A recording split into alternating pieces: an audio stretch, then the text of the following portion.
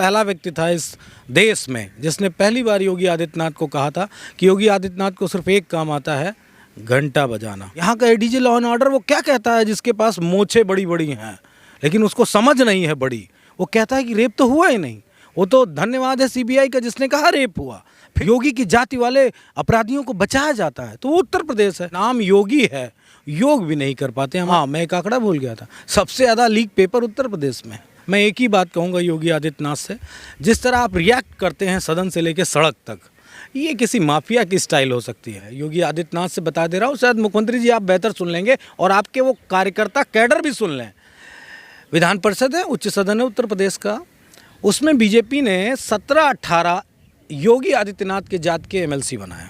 17-18 MLC Yogi Adityanath के जाति के हैं। ब्राह्मण बनिया जो एक बड़ा सशक्त मजबूत वोटर रहा है, ये योगी वाले तो आते जाते रहते हैं, कभी इस दल में कभी उस दल में, उनके 4 ही 5 हैं।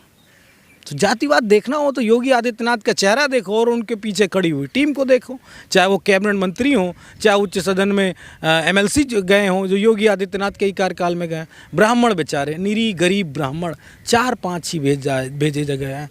क्यों? क्योंकि वो बेचारा गरीब ब्राह्मण है, उसको सदन में जाने का अधिकार ही नहीं है। चाहे किसी प्रोफेसर की भर्ती में ठाकुरों की संख्या आप देख सकते हैं, चाहे वो जजों को नियुक्ति में देख सकते हैं, चाहे उत्तर प्रदेश की ब्यूरोक्रेसी में देख सकते हैं, जहाँ भी देखेंगे योगी जी की ही जात के वाले नजर आएंगे। वो नकलची है मुख्यमंत्री उत्तर प्रदेश के। वो लगातार मैंने देखा है कि मोदी जी की कॉपी किया करते हैं, जो मोदी जी बोलते हैं वही अपना बोल देते हैं। खैर बनना भी वो मोदी जी की तरह चाह रहे हैं, वो अलग बात कि मोदी जी उनको नहीं कुछ बनने। नमस्कार, आप देख रहे हैं जमीनी खबर। मैं हूं अमित और इस वक्त मैं लखनऊ में हूं। आपको बता दूं कि 2024 में लोकसभा का चुनाव आ रहा है, मगर उस चुनाव से पहले एक सेमीफाइनल दिखाई दे रहा है घोसी में, जो उपचुनाव चल रहा है। इसके बारे में भी चर्चा करेंगे और तमाम मुद्दों पर चर्चा करेंगे, चाहे वो मुजफ्फरनगर की हो, चाहे इन्वेस्टर समिट हो, या उत्तर प्रदेश की बढ़ती हुई अर्थव्यवस्था के बारे में जो सरकार अपने यहाँ गुणगान कर रही है। हमारे साथ समाजवादी पार्टी के कद्दावर प्रवक्ता इसलिए मैं कह रहा हूँ क्योंकि इनकी बातें बड़ी चुभन सी होती है, सत्ता पक्ष को बड़ी चुभ जाती है। सत्ता पक्ष हमेशा इस बात का विरोध करता है कि यह जो भाषा बोलते हैं वो चुभने वाली भाषा बोलते हैं, यानी ऐसी भाषा बोलते हैं कि जो दिक्कत करती है। मनोज जी हमारे साथ। मनोज यादव जी, बहुत बहुत स्वागत है जमीनी खबर में आपका। धन्यवाद आपका। ये बताइए, पहले तो आपसे यही सवाल है कि सत्ता पक्ष के लोग यानी आपके विरोधी ये कहते हैं कि आप जो भाषा का इस्तेमाल कर देते हैं वो भाषा बहुत चुभने वाली होती है। तो लगता है कि आप इस तरह का कोई भाषा बोलते हैं? देखिए, इसकी जो पीएचडी ले रखी है वो बीजेपी ने ले रखी है। हम तो समाजवादी लोग हैं, सच्चाई से बात को अपनी रखते हैं। मैं थोड़ा सा दूसरे किस्म का व्यक्ति भी हूँ।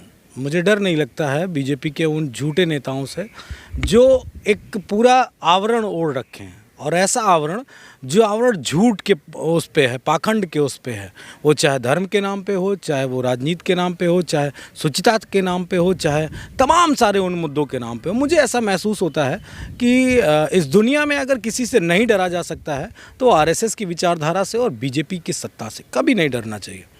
अच्छा, सवाल अब यहीं से शुरू होता है कि 2024 का लोकसभा का चुनाव आ रहा है और सरकार का ये कहना है कि राम राज चल रहा है, आर्थिक स्थिति बहुत अच्छी हो गई है, उत्तर प्रदेश विकासशील हो गया है, उत्तम प्रदेश हो गया और पहले बीमारू राज्य था। मुख्यमंत्री खुद कहते हैं सदन में कि उत्तर प्रदेश पहले बीमारू राज्य था और बहुत ही खुशहाल हो रहा है। तो आपको क्या लग रहा है, अब आप खुशहाली वाले राज्य में हैं कि अभी भी जो भी सरकार कह रही है कि उसके दावे में जो दम है वो दम आपको नहीं दिखता है? सबसे ज़्यादा अगर खाद्य सामग्री वितरित की जा रही है पूरे देश में किसी राज्य में तो उत्तर प्रदेश है। सबसे ज़्यादा अगर कुपोषण का शिकार कोई है तो उत्तर प्रदेश है। सबसे ज़्यादा अगर कस्टडी में कोई डेथ हो रही है पुलिस कस्टडी में, वो उत्तर प्रदेश है। सबसे ज़्यादा इनकाउंटर, अगर फर्जी इनकाउंटर की बात की जाए और मानवाधिकार के द्वारा एक लगातार नोटिसेस दी जा रही, वो स्टेट उत्तर प्रदेश है। सबसे ज़्यादा अगर बेरोजगारी का आंकड़ा पूरे देश में कहीं है वो उत्तर प्रदेश है।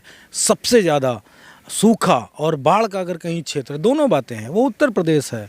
उत्तर प्रदेश ही ऐसा प्रदेश है जहाँ पे पुलिस कस्टडी में तमाम पूर्व सांसदों और विधायकों की हत्याएं हो जाती हैं। उत्तर प्रदेश ही ऐसा स्टेट है जहाँ पर इनकाउंटर करने के बाद भी अपराध रुक नहीं रहा है। उत्तर प्रदेश ही ऐसा प्रदेश है जहाँ पे एक हमारी हाथरस की बेटी जिस पर रेप होता है और उस रेप के बाद उसकी हत्या हो जाती है, उसकी ज़िंदगी चली जाती है।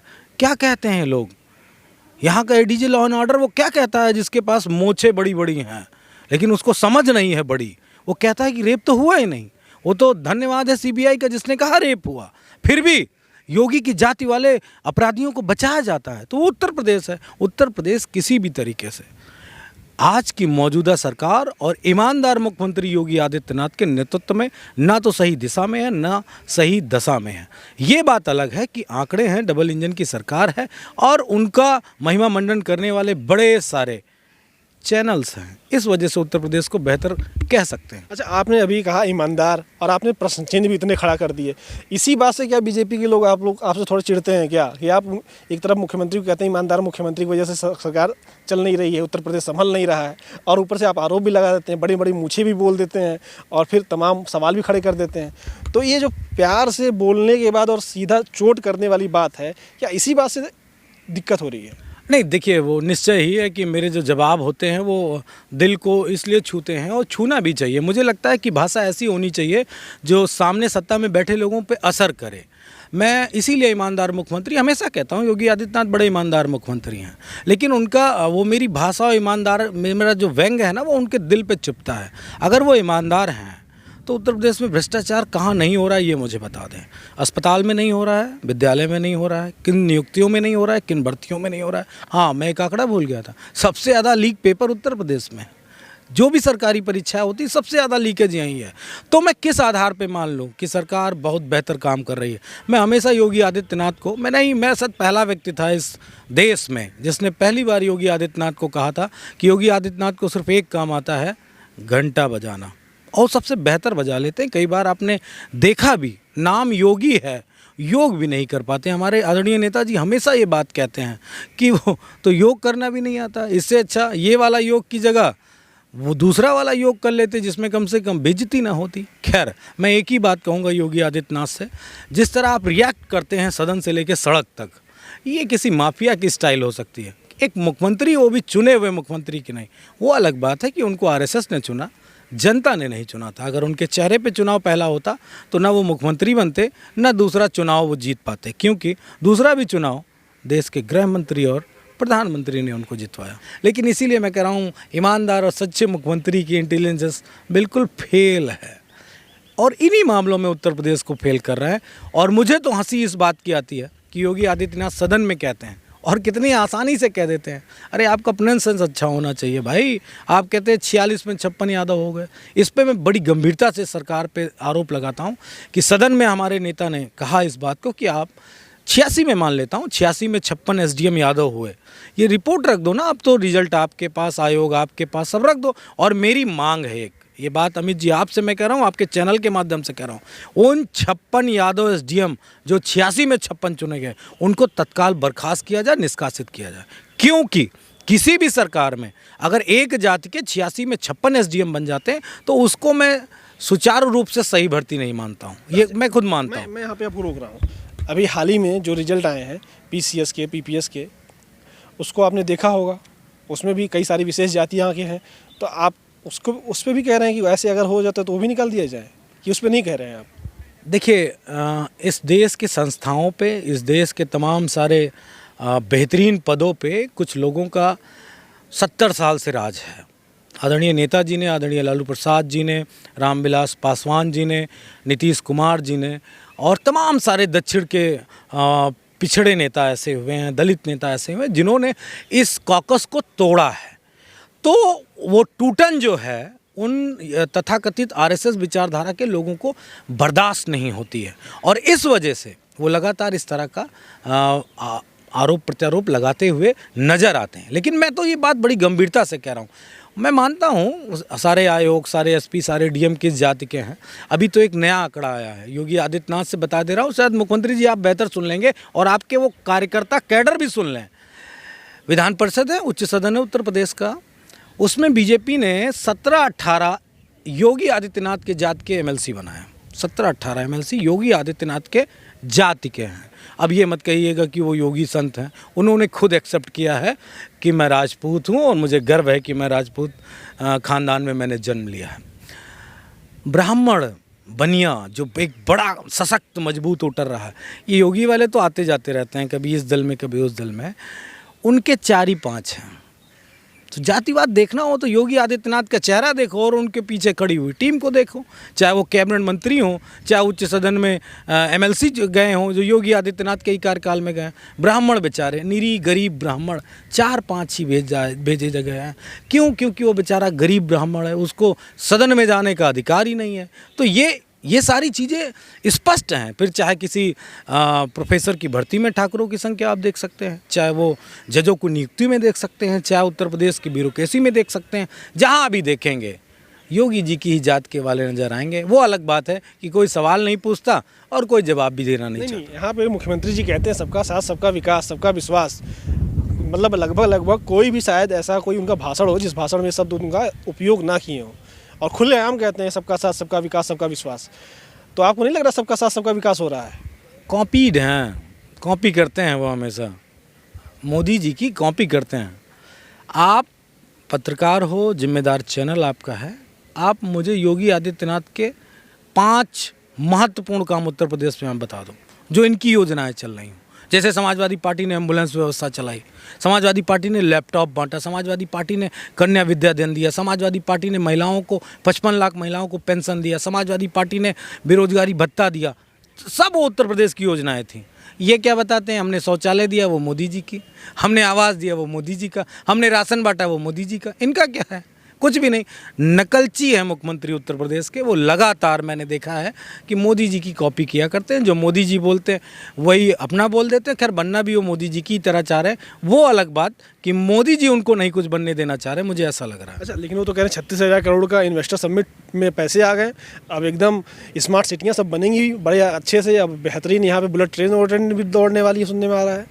जिस पार्क में मैं और आप हूँ ये आदरणीय राष्ट्रीय अध्यक्ष जी ने बनवाया और ये एशिया का सबसे बेहतरीन पार्कों में से एक है।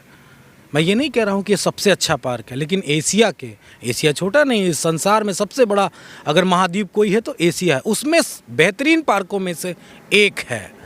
कौन सा पार्क बना दिया? या लखनऊ में क्या बना दिया? आपने 35,000 करोड़ या 36,000 करोड़ की बात करी, ये गलत आंकड़ा है। जो टोटल बजट है भारत सरकार का उससे ज़्यादा पहला समिट, दूसरा समिट और तीसरा समिट एमयू जो साइन हुए वो लगभग 45 लाख करोड़ से ऊपर के साइन हुए हैं टोटल। और वो ज़मीन पे कितना उतरे हैं ये आप और हम अगर जानेंगे तो मुझे लगता है कि अगर एक समझदार नागरिक होगा तो उसको ब्लड प्रेशर की दवा खानी पड़ जाएगी। इतना झूठ। पहले और दूसरे और तीसरे को मिला लूँ तो शायद 12-13 हज़ार करोड़ रुपए इन्वेस्टमेंट अब तक आ पाया है। ये इन्वेस्टमेंट समिट समाजवादी पार्टी का एक कैबिनेट मंत्री ले आता। ना प्रधानमंत्री की ज़रूरत पड़ती, ना मुख्यमंत्री की ज़रूरत पड़ती और ना राष्ट्रीय अध्यक्ष की ज़रूरत पड़ती हमें। एक हमारी पार्टी का कैबिनेट मंत्री ले आता 12-13 हज़ार करोड़ का इन्वेस्टमेंट।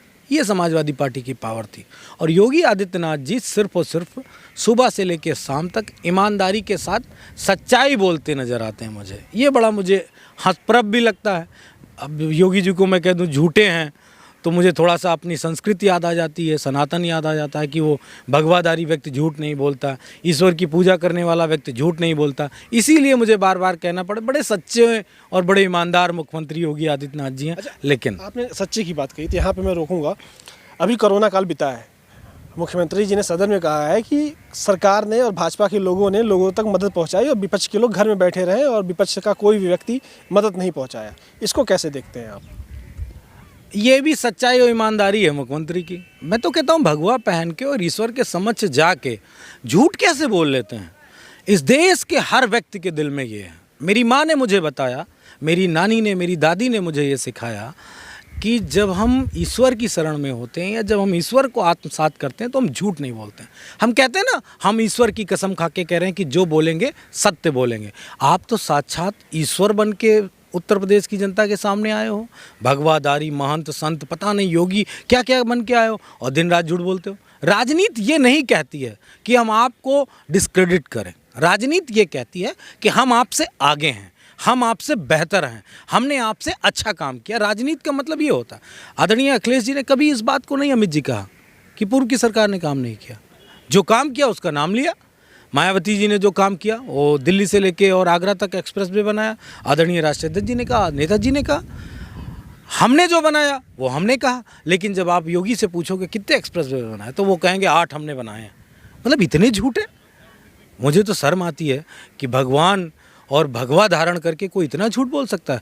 मैं तो एक ही बात कहूँगा, मैं कोई संत नहीं हूँ, कोई महात्मा नहीं हूँ, और ना ही मैं बहुत ज़्यादा भगवान के करीब हूँ, क्योंकि मैं एक साधारण इंसान हूँ। तो मुझे ऐसा लगता है कि अगर ईश्वर को आप आत्मसात कर लो, अपने दिल में बसा लो, तब भी झूठ बोलने से पहले 100 बार सोचना चाहिए। इसीलिए मैं हमेशा सच्चा और ईमानदार मुख्यमंत्री उनको कहता हूँ, क्योंकि उनको मेरी भाषा बेहतर समझ में आएगी, और बीजेपी का IT सेल तो मुझे बहुत अच्छे से समझता है।